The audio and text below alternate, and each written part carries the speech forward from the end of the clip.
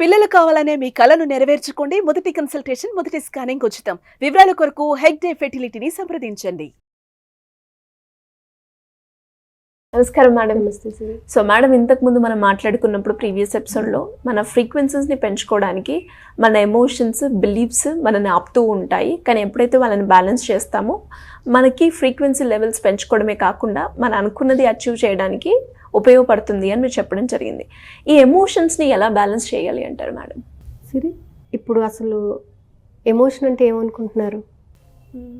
మనం ఒక పని చేయడానికి దాని మీద మనకు ఉన్నటువంటి ఫీలింగ్స్ని ఎక్స్ప్రెస్ చేస్తూ ఉంటాం కదా.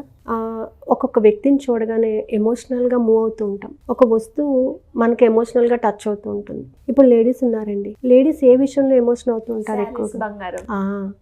మనం ఎంతన్నా వాళ్ళు వర్క్ చేయండి, ఏదన్నా కానివ్వండి, శారీస్ కొనిస్తే వాళ్ళకి అదొక ఎమోషన్.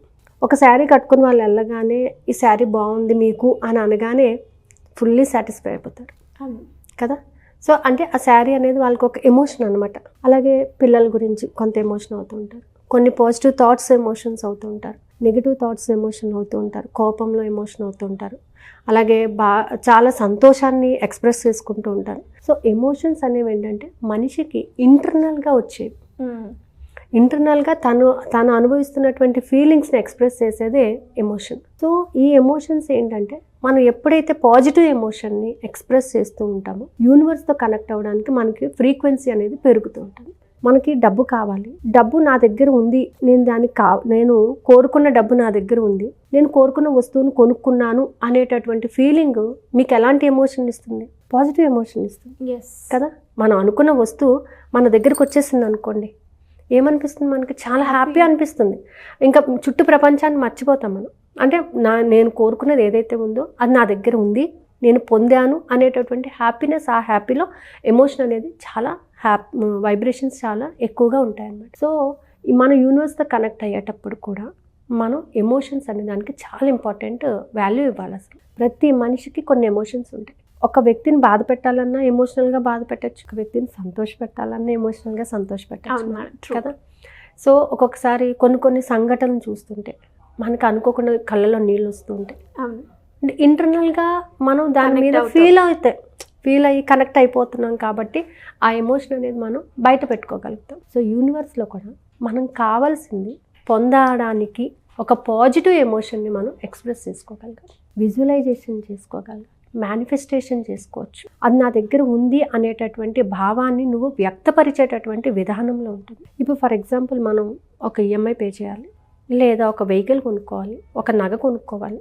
దానిని మీరు ఆల్రెడీ మీ దగ్గర ఉంది అన్నట్టుగా ఊహించుకున్నప్పుడు, ఇప్పుడు మీరు ఒక 5 తులాస్ పెట్టి ఒక చైన్ చేయించుకోవాలనుకున్నారండి, ఎప్పటి నుంచో అనుకుంటున్నారు. సో అనుకుంటున్నారు కానీ దాన్ని చూసినప్పుడు అంతా మీరు ఎమోషన్ అవుతున్నారు.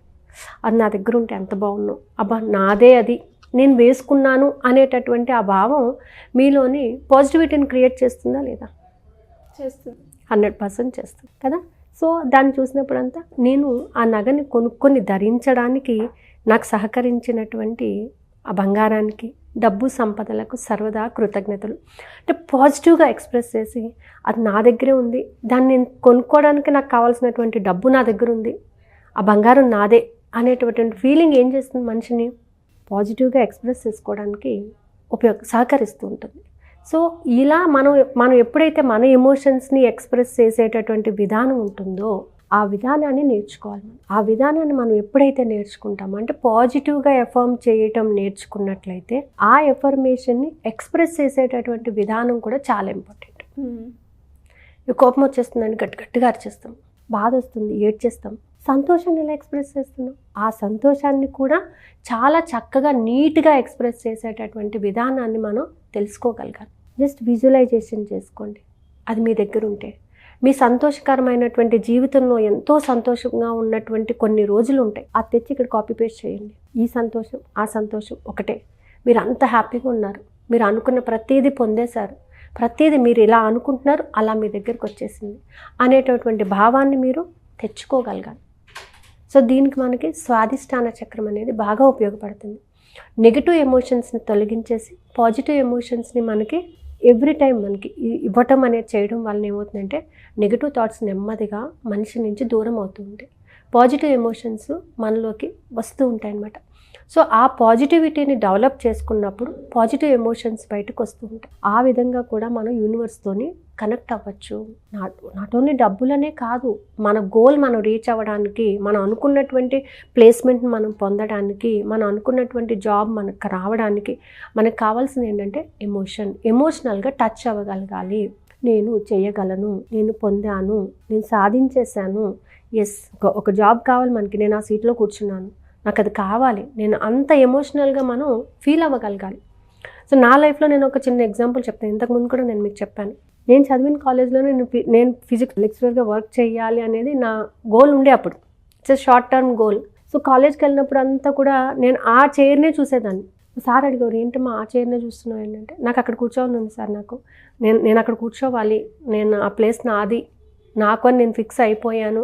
సో నేను అనుకున్నట్టుగానే ఒక 6 months గ్యాప్లోని ఇప్పుడు నేను ఆ చైర్లో కూర్చొని 12-13 years అవుతుంది. అంటే ఒక ఎమోషనల్గా మనం కనెక్ట్ అయినప్పుడు అది ఖచ్చితంగా మనకి తీరుతుంది. సో ఆ ఎమోషన్స్ అనేవి డెవలప్ చేసుకోవాలి.